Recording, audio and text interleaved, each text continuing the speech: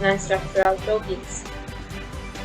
Middle East respiratory syndrome and severe acute respiratory syndrome are among the more serious illnesses that are known to be caused by the broad family of viruses known as coronaviruses. Nursing medical management. First is admission care. This is to conduct the initial intake assessments for the patients. Number 2 is health education.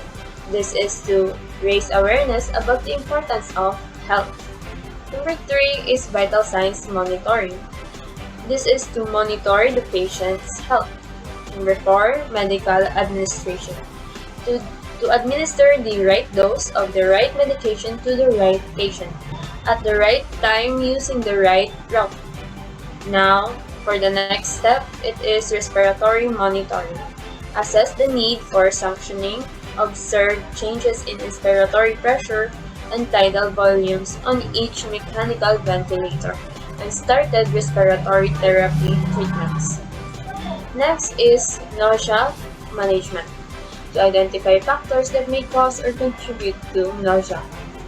Next is diarrhea management. Tell the patient to eliminate gas-forming and spicy foods from diet. Suggested trial, elimination of foods containing lactose. So the causes of COVID-19. Infection with severe acute respiratory syndrome coronavirus 2 or SARS-CoV-2 causes coronavirus disease 2019 or what we call COVID-19. The virus that causes COVID-19 spread easily among people. Data has shown that the COVID-19 virus spreads mainly from person to person among those in close contact. The virus spreads by respiratory droplets released when someone with the virus coughs, sneezes, breathes, sing or talk. And these droplets can be inhaled or land in the mouth, nose, or eyes of a person nearby. Sometimes the COVID-19 virus can spread when person is exposed to very small droplets or aerosols that stay in the air for several minutes or hours. This is what we call airborne transmission. The virus can also spread if you touch a surface with the virus on it and then touch your mouth, nose, or eyes, but the risk is low. Good day. I am Carol Joyce Lemet Ma'am, and I am tasked to discuss the characteristics of COVID-19. So first and foremost, what is characteristic? It is a typical or noticeable feature of something or someone. So in this video, I am going to discuss the typical or noticeable feature of the coronavirus 19. So number 1 is coronavirus or any viruses belonging to the family of Coronaviridae. So when we say the family of Coronaviridae, it is they are large, they are enveloped, and they are single-stranded ribonucleic viruses, and they are the largest known ribonucleic viruses. And we have then the second one, it is they are generally considered to contain two genera. First is the coronavirus and torovirus, which differ in nucleocapsid morphology. Morphology describes or includes the size and the shape of the virion, the number of capsomeres, the symmetry of capsid, and the presence or absence of the envelope itself. And also it is the former being helical and the latter being tubular. So it is, when we say helical, it is the shape of form of a helix or a spiral. And when we say tubular naman, it is long, round, and hollow like a tube. And the third one is it is a club shape like a protein. Spikes in the envelope given the virus a crown-like or coronal appearance. So at the end of my discussion, or on the second slide, I will show you a picture of coronavirus, and it is very observable that the coronavirus itself has a crown-like envelope or coronal in appearance. So next one is we have the number 4. It is a coronavirus or the nucleocapsid made up of a protein shell. So the protein shell is known as capsid, and it contains the viral nucleic acid and also it is helical and tubular itself. So yeah. And the fifth one is the coronavirus genome consists of a single strand or positive sense ribonucleic acid.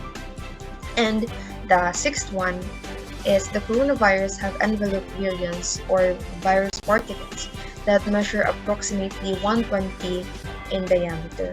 So in this next page, I will show you a picture of a coronavirus. So we have here a crown-like envelope. So this is the envelope. So it is very observable that it is crown-like feature, the crown-like feature.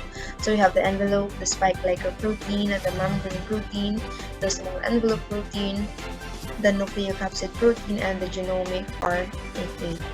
And so in addition for the appropriate diet, if you have COVID-19 or if you want to be healthy and to avoid COVID, it is very important to eat nourishing meals like fruits and vegetables, lean proteins, and whole grains, because those food can help your body and mind healthy also. And you should eat foods or prefer foods that contain healthy sources of unsaturated fats such as fish and nuts, and to limit rather the saturated fats. For example, the five foods or to eat if you have COVID-19 is a food rich in vitamin D, the foods that rich in carotenoids and vitamin A, the food that rich in zinc, omega-3 fatty acids, and vitamin C. And that would be all for my discussion. Thank you so much for listening, and I am going to pass the virtual stage or the virtual floor to the next reporter. Thank you. The signs and symptoms of COVID-19. The respiratory disease COVID-19 is brought on by a coronavirus. Some people have the infection yet show no symptoms. Doctors call that being asymptomatic. Most people only experience minor symptoms which usually go away on their own, but some people will experience significant issues such as breathing difficulties. If you are older or have a different medical condition such as diabetes or heart disease, your chance of experiencing more severe symptoms are higher. The common symptoms are fever or chills, a dry cough and shortness of breath, feeling very tired, muscle or body ache, headache, a loss of taste or smell, sore throat, congestion or runny nose, vomiting, and diarrhea. These symptoms can start 2 to 14 days after being in contact with the virus.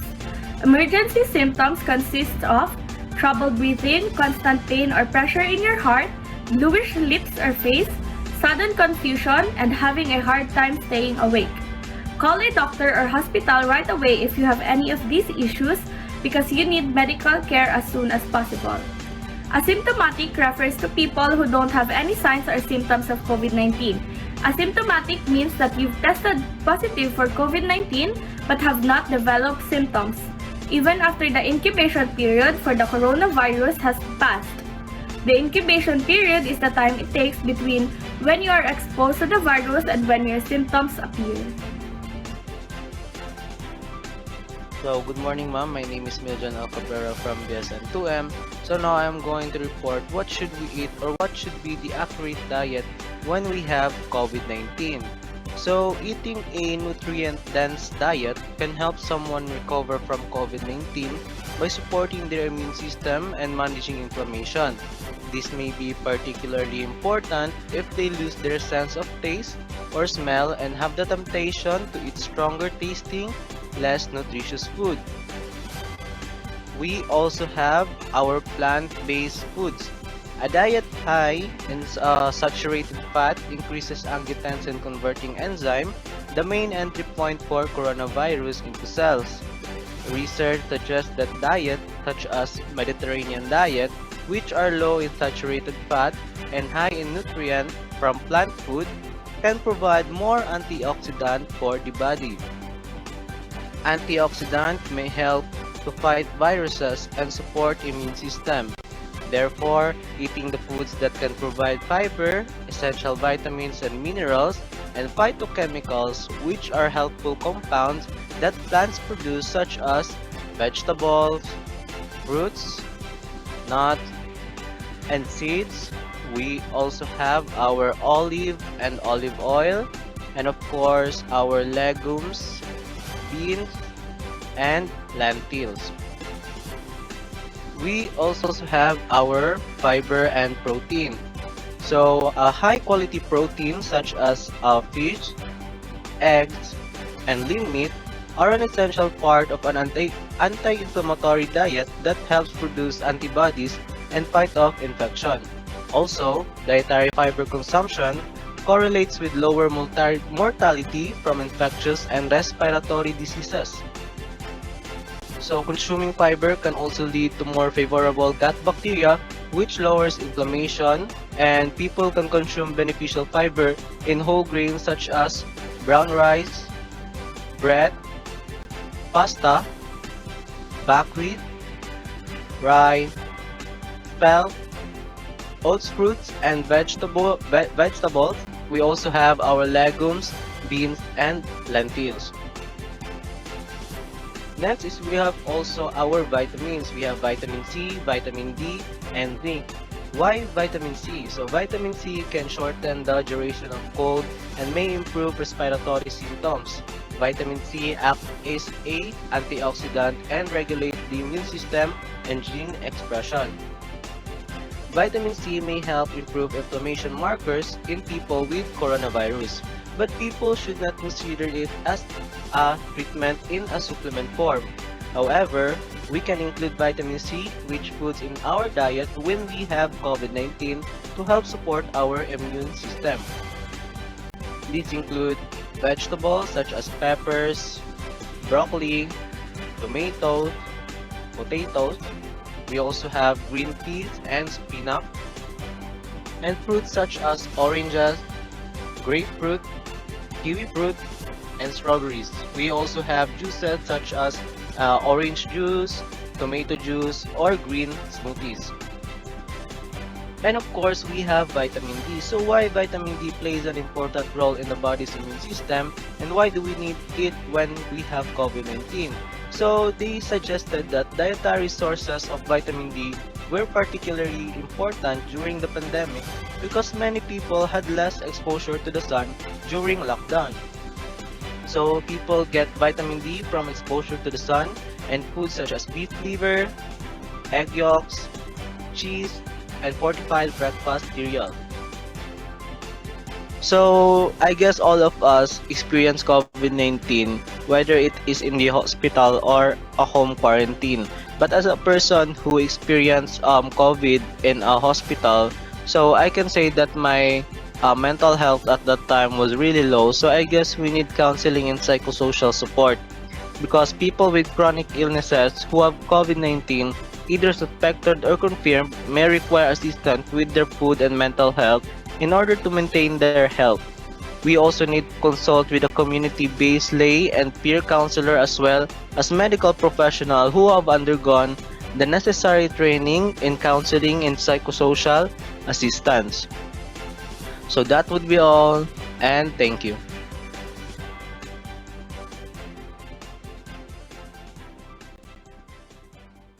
Okay, just give me one dietary management. So therefore, one diet, one management, and rationally for COVID patient with comorbidities. Just choose from hypertension, diabetes mellitus, and renal. I will repeat, just give me one dietary management. So therefore, you have to give me one diet, one management, and one rationale for COVID-19 patient with comorbidities. You just choose from hypertension, DM, and renal. Give you 1 minute to answer the question.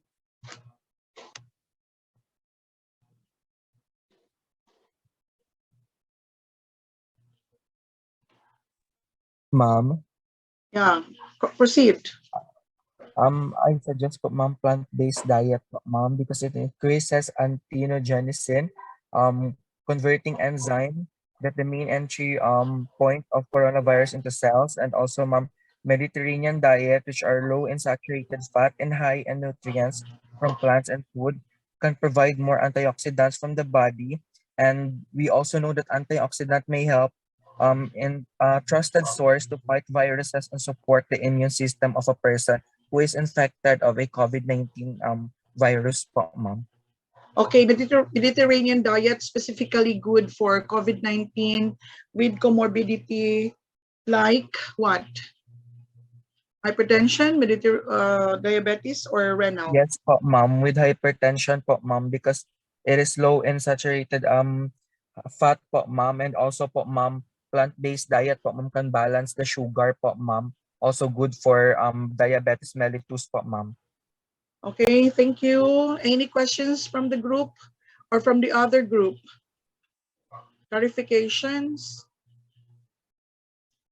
None. So I think we will None po. proceed to the next reporter. Thank you, Group 1. Okay, Group Thank you 2 rin will po, start ma'am. at 10:15. Group 2, 10:15.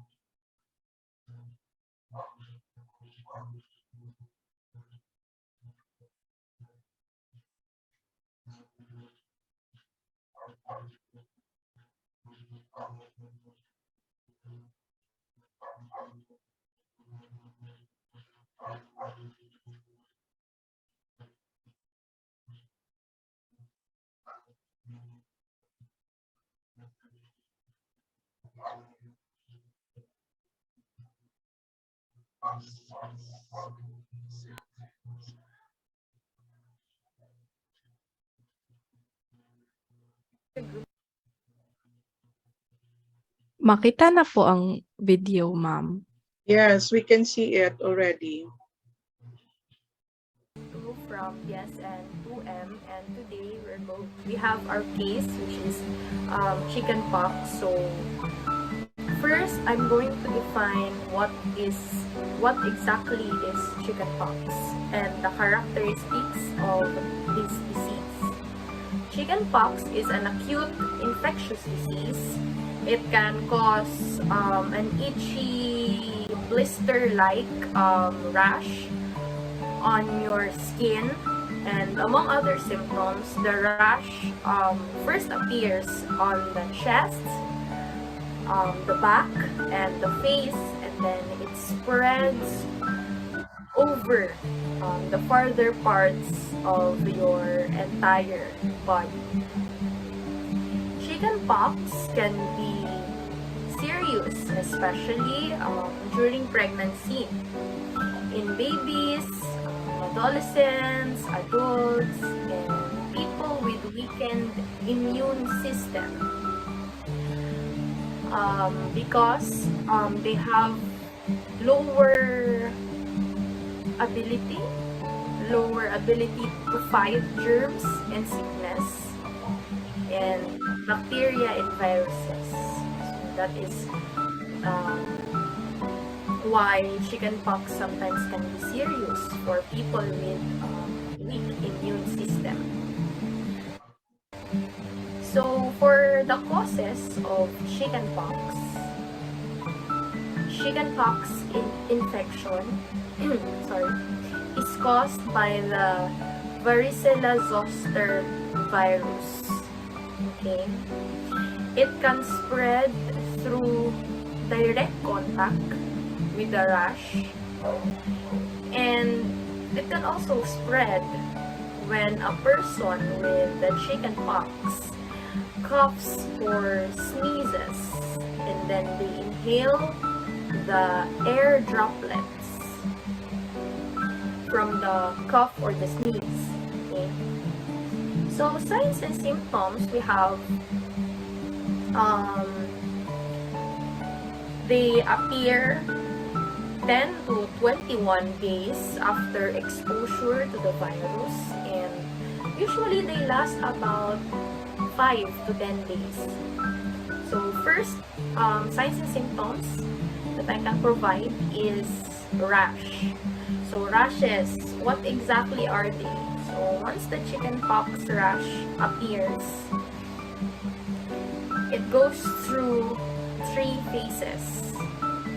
Raised pink or red bumps, which you call the papules, which break out several days.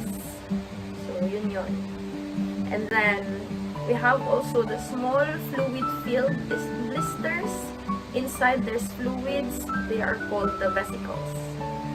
So forming from the raised bumps over about 1 day before breaking and leaking.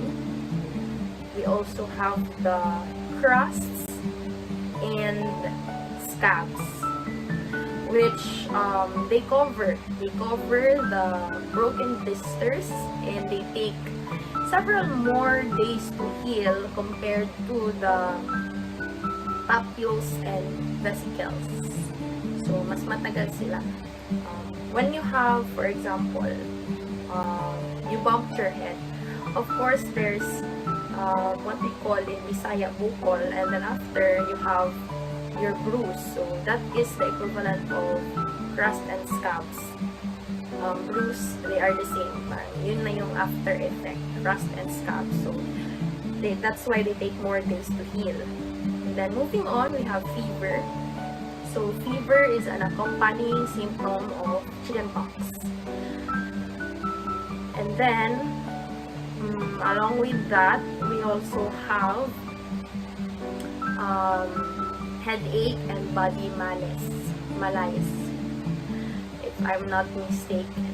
Anyways, headache in people with affected with chickenpox, headaches may appear 1 to 2 days before the rash. And then body malaise or malaise, this is the feeling of generalized tiredness all over your body. You just feel weak, you just feel tired, parang whole body is body fatigue. You're not physically okay, you're just tired because of your fever, diba? When you have fever, your body gets tired. So that is the meaning of that, signs and symptoms. That is all, and moving on to the nursing management, we have Gwen to explain to you. Next is we have the nursing management. What will you do to prevent the infection? So the first strategy in dealing with chickenpox is to prevent the spread of the disease. Chickenpox is spread by direct contact with the blisters that are a cardinal sign of the disease or contact with a fluid inside. Clothing, bedding, or dressings that are still wet from the draining blisters can also cause an infection. So basically, you are going to practice good hygiene and stay away from people who has chickenpox. Next, we have the treat itching. So itching is one of the manifestations of chickenpox, and scratching the lesions may excoriate the skin or cause a bacterial infection. You are going to clip the patient's fingernails short and encourage frequent hand washing. And of course, you are going to advise the client not to scratch the lesions or blisters to avoid worsening the marks. Also, scratching can let germs in and the blisters could get infected. And what are the complications to consider? So, the secondary complications of chickenpox include pneumonia, encephalitis, and sepsis. Encephalitis is an inflammation of the brain, while sepsis is an overwhelming generalized infection. In addition to antiviral medications, the nurse will probably administer antibiotics and intravenous fluids for complications. So what are the other treatments? Assess the patient frequently to manage symptoms or to detect early symptoms that may indicate a complication, such as a moist cough. Encourage a healthy diet, and some patients develop sores and may need to eat foods that are easy to chew and swallow. Although the chickenpox vaccine is not effective once someone has already had chickenpox, there is a vaccine that can prevent a late complication of the disease.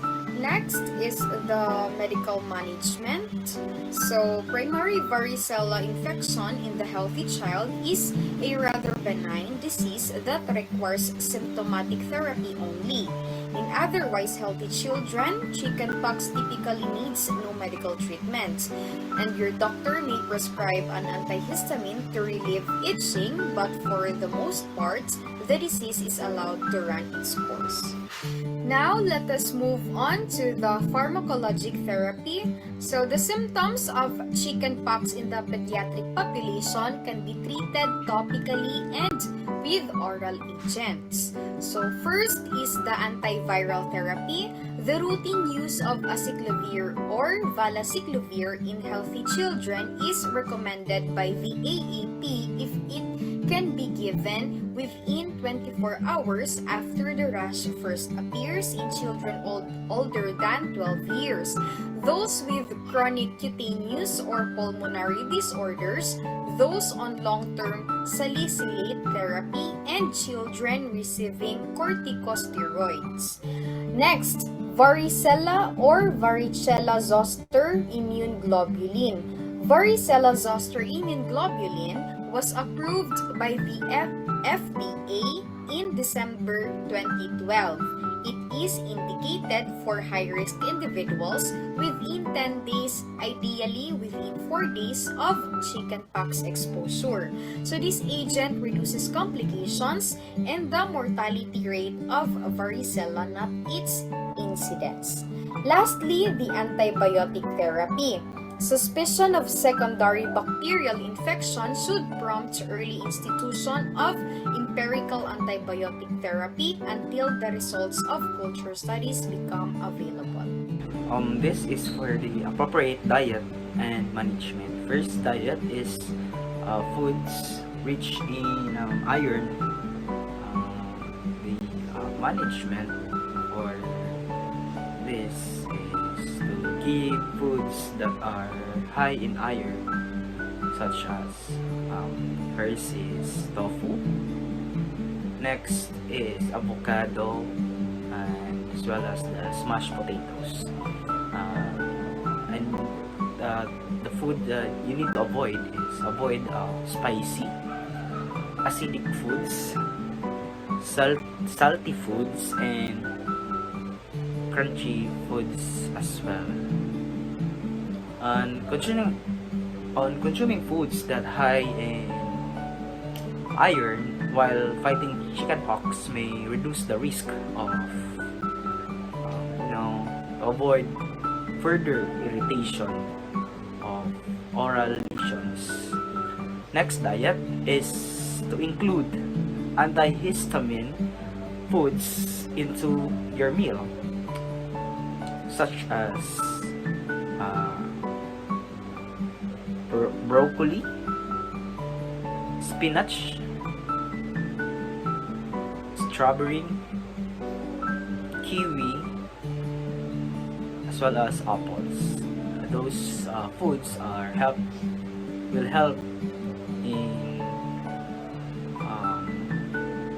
help your patient with frequent scratching. These foods, those foods that I mentioned a while ago, these fruits are vegetables that are helpful in preventing the body from secreting histamine that can cause scratching and irritation. Next diet is the vitamin C rich food. Give food that is rich in vitamin C. Again, we have this food, the broccoli. The broccoli is antihistamine and rich in vitamin C. Next food is the kale. kale, or how do you pronounce it? And next is kiwi peppers, papaya, strawberries, and etc. So there are a lot of fruits that high in vitamin C. You can search that on Google. To prevent the body from producing too much histamine, which causes scratching and infection again. Well, we have the antihistamine food and the vitamin C rich in food. They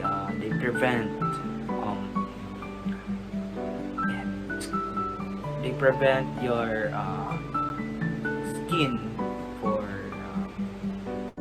that causes scratching and infection.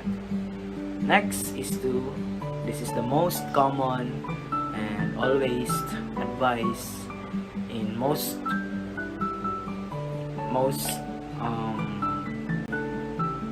illness or disease is water. You need to stay hydrated in most cases. Of course, water gives us a lot of nutrients. Our body is mostly made up of water.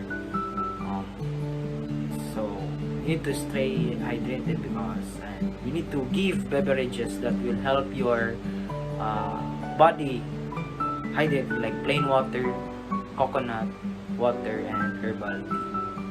And drinking water and other beverages throughout the day might also help your body fight off the infection. And that's for the diet.